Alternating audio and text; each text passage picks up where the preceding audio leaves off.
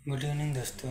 मैं डॉक्टर हिमालय शुक्ला आज आप लोगों के सामने एक बीमारी के बारे में चर्चा करेंगे जिसे प्रायः कहा जाता है CSF राइनोरिया। CSF राइनोरिया क्या होती है, क्या कारण होते हैं, कैसे वो ठीक हो सकता है, क्या लक्षण होते हैं, इस पर चर्चा करते हैं। CSF राइनोरिया जैसे नाम से ही पता चलता है, CSF सेरेब्रो स्पाइनल फ्लूइड हमारी स्कैल्प के अंदर खोपड़ी में जो फ्लूइड भरा रहता है उसे कहते हैं सेरेब्रो स्पाइनल फ्लूइड CSF। देखा गया है कुछ मरीजों में जिनको साइनोसाइटिस ज़्यादा रहती है या छींकें ज़्यादा आती है या किसी प्रकार की सर्जरी हुई है या जो इंजरी हुई है, किसी भी प्रकार की इंजरी, ब्लोइंग, जब सेरेब्रल का प्रेशर बढ़ जाता है, यहाँ का प्रेशर इंट्राक्रेनियल प्रेशर बढ़ जाता है, वो चाहे छींक के कारण हो, कोई इंजरी हो या किसी प्रकार की सर्जरी से गुजरा हो पेशेंट, तो वो पेशेंट देखा गया है कि उसके नाक से सेरेब्रो स्पाइनल फ्लूइड, ऊपर का भरा हुआ फ्लूइड नाक से टपकने लगता है। एक टिपिकल प्रकार का फ्लूइड होता है, बिल्कुल टप से गिरता है। लोग प्रायः इसको डायग्नोज नहीं कर पाते हैं वो, और जान ही नहीं पाते ये क्या हो रहा है। ये सोचते हैं कि ये सर्दी जुकाम बुखार है, जुकाम की तरह लेते हैं, लेकिन वो एक जुकाम नहीं होता है, वो एक CSF राइनोरिया होता है। इसमें क्या क्या लक्षण आते हैं? पेशेंट को अगर ज़्यादा सेरेब्रो स्पाइनल फ्लूइड निकल चुका होता है तो हेडेक होने लगता है, वीकनेस आ सकती है, नौसिया होती है, और इसमें फोटोफोबिया भी होने लगती है।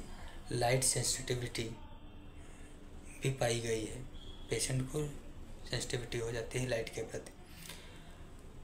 और ज़्यादा सीवियर कंडीशन में ये भी पाया गया है कि मेनिंजाइटिस, जैसे अगर वो प्रॉपर ट्रीटमेंट नहीं लेता है तो आगे चल के ये मेनिंजाइटिस में कन्वर्ट हो सकता है, मेनिंजाइटिस हो जाती है, तो इसमें ट्रीटमेंट की ज़रूरत होती है। इसको कैसे डायग्नोज करेंगे? जब भी वो फ्लूइड आ रहा है, जैसे जब हम जुकाम आता है तो जब हम रुमाल में उसको पोंछते हैं तो रुमाल कुछ समय के बाद वो टाइट हो जाता है, लेकिन जो सेरेब्रल फ्लूइड है जब हम रुमाल में लेते हैं तो रुमाल कभी टाइट नहीं होता है। थोड़ा देर तक रखेंगे रुमाल को, फिर भी वो हमेशा लूज ही रहेगा। एक तो ये घरेलू नुस्खा हो गया कि ये रुमाल में लेने के बाद भी रुमाल टाइट नहीं हो रहा। बाकी CT सिस्टर्नोग्राफी इसमें कराई जाती है। CT सिस्टर्नोग्राफी आप कराएंगे, उससे पता चल जाएगा ये CSF राइनोरिया का केस है। लोग MRI भी कराते हैं, लेकिन MRI से बेटर इसमें जो जांच पाई गई है वो CT सिस्टर्नोग्राफी अच्छा हो। बाकी इसमें ग्लूकोज और प्रोटीन रेशियो भी कराया जाता है उसमें, क्योंकि देखा जाता है कि उस फ्लूइड में कितना ग्लूकोज और प्रोटीन रेशियो को देखकर हम लोग डायग्नोज कर लेते हैं कि CSF फ्लूइड आ रहा है। ठीक है, कुछ केसेस में देखा गया है कि सेल्फ रिजॉल्विंग है, कुछ दिनों में अगर 1 सप्ताह 15 दिन के अंदर नहीं रिजॉल्व होता है तो इसमें इंटरवेंशन की ज़रूरत होती है। अंग्रेज़ी दवाइयों में है, जब आप एलोपैथ के पास जाते हैं तो वहाँ वो सर्जरी के लिए प्लान करते हैं, सर्जरी बताते हैं, लेकिन ये पाया गया है कि सर्जरी कराने के बाद भी अगर ब्लोइंग है, फिर से छींक ज़्यादा आ गई, वोमिटिंग है, या बहुत ज़्यादा किसी भी प्रकार की इंजरी, उसको पुनः वो जो प्लग वो लोग करते हैं सर्जरी के दौरान वो फिर से हट जाता है और फिर से CSF लीकेज होने लगता है। इससे अच्छी बात है कि आप किसी एक अच्छे होम्योपैथ को दिखाएं।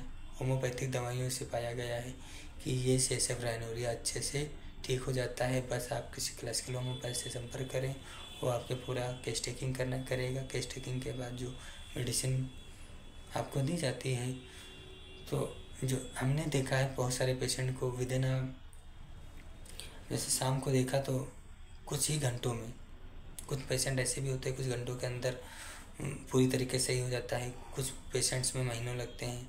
ऐसा नहीं है कि सारे घंटे भर में ही सही हो जाते हैं, लेकिन ऐसा नहीं है कि होम्योपैथी से तुरंत रिजल्ट नहीं आते हैं। ऐसे भी पेशेंट हैं जो एक जैसे ही हम लोग दवाई देते हैं तुरंत कुछ घंटों में सही हो जाते हैं, और कुछ मरीज में समय लगता है, कुछ महीनों लग जाते हैं।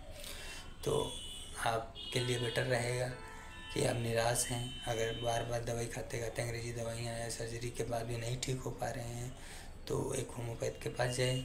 डिटेल केस हिस्ट्री लेगा और मेडिसिन खाएंगे, उससे आप ठीक हो जाएंगे। Okay, thank you.